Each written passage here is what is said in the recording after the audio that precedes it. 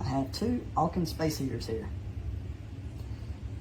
Really, the only difference between the two, one is small, one is large. These two instruction manuals, I think this one's bigger because it needed to be a bigger picture. The instructions are exactly the same. The features are exactly the same. One puts out more heat, one's small. The remotes are the same. We're going to find out if it turns on both of them right now, and if I blow a breaker or not. You can operate with the remote control, or there is a keypad on top of each of them. It's touch sensitive. So let's turn on the small one real quick. Look, they both turned on. Okay, so we're going to test them both at the same time.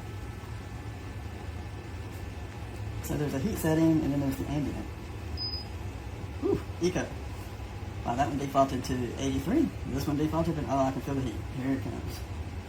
Wow.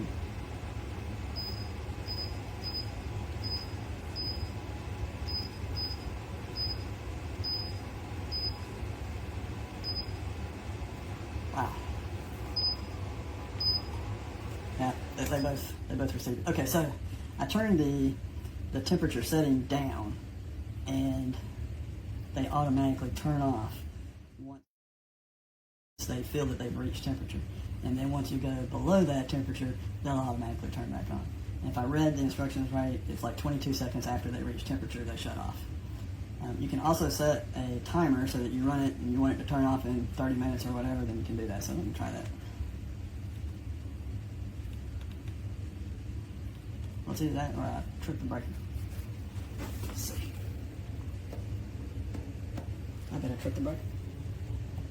Well, that's what I get for plugging in two space heaters.